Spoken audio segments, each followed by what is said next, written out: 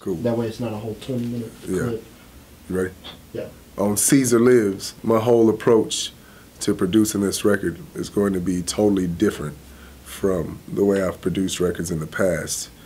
There's so much new equipment, software, and hardware out there that I've never used that I'm going to blend with the live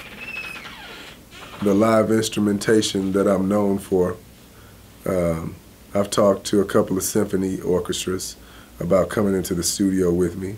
So we're gonna have an element of that plus, you know, some of these other sounds I've been wanting to experiment with. It's been 4 years since I've produced a record because I did 3 years in prison, and I've been home for 15 months getting prepped to do this new record, Caesar Lives. So my new style on Caesar Lives is going to be, I can't even describe it. It's in my head. It's something that I can show you better than I can tell you, but I can definitely tell you that you have never heard what I'm going to do come out of me. And it's of course it'll be a cinematic thing. I always want to try and do that. So it'll be big, it'll be shiny, it'll be full of sound coming from everywhere. I just can't tell you what in words what it's going to sound like. But I can tell you that by March 2013, we'll start letting you hear some of that, you know, in various ways. We've got a few things coming up that I can kind of like put that sound out there to test it, because it's going to be new enough to have to be tested before we put it out. That's all I can say about the way Caesar Lives is going to sound. And other than that, you know, the guys that I have, you know, writing these songs with me, I want to really put them to the test. I'm really going to, you know, I'm going to put them through it like I've been put through it in my career, you know. Just because you write good words don't mean that's a good song. So, you know, we're going to be going for songs. We're going to be going for knocking it out the park every time. You don't do that. You don't knock it out the park with every song. But the ones we choose will be out the park, you know. I'm trying to make sure that eWorld competes with all of the other independent rap labels out there, all the other crews out there. We gotta shine. We gotta shine on them. There ain't no other way to describe that. You know, we gotta get in there. We gotta compete. So there's gonna be, you know, I've set the bar high for Caesar Lives. I've set the bar high for Blaze One's album. I've set the bar high for Chad B and for Vice Carter's album. The bars are very high, and the bars that they spit gotta be super dope. Otherwise, they're gonna get tossed out. You know, they get their ass busted down to the Cactus League.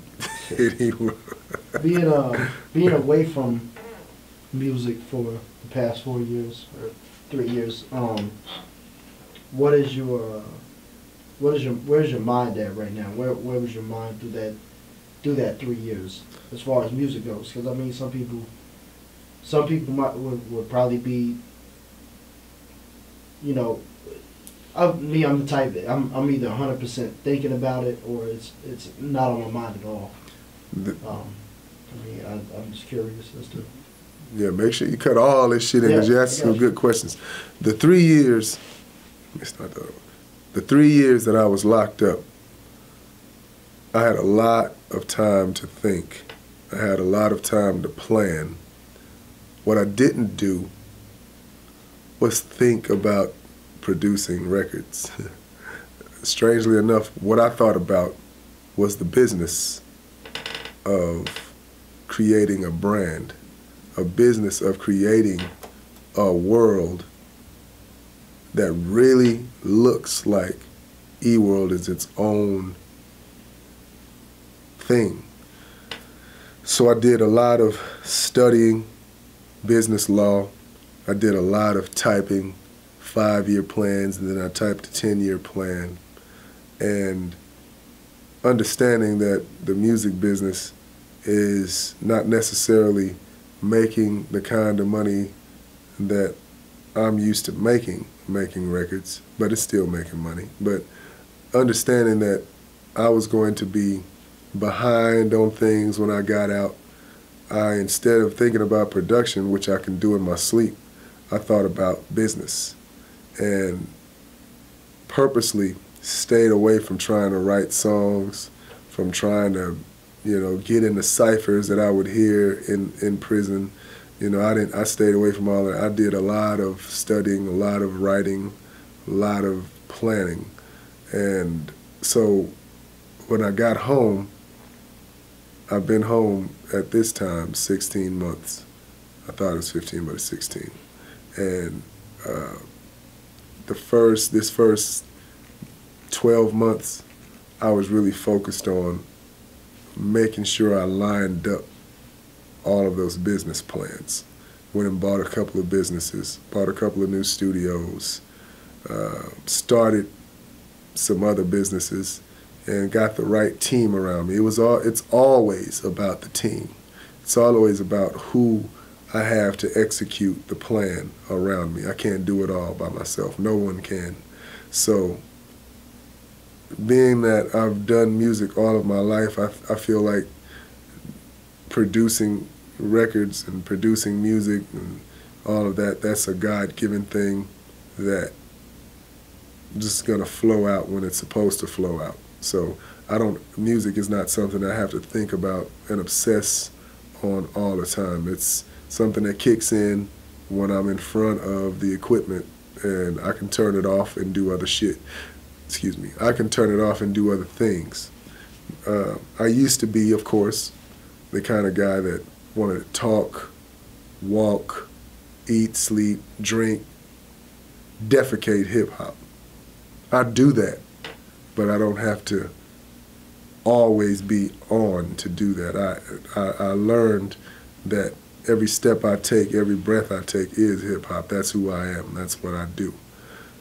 So I don't have to think about music unless I'm doing it. Now, since I've been shooting this television show, and since I put Blaze One on, and since I put Chad B on and all these other guys, I've been listening to them more and focusing on the ways that I need to improve on what we have. So that's an instance where it's called for me to be thinking about music because it's right in front of me. Some music that is mine, some music that we are trying to create. If I'm not in the creative, if I'm not in the creation phase, I don't have to think about music. So I focus on my retail businesses and things like that. But when I was away in prison, it was really more about planning what I would do and new ways to present this music more than it was about what the music was going to sound like. What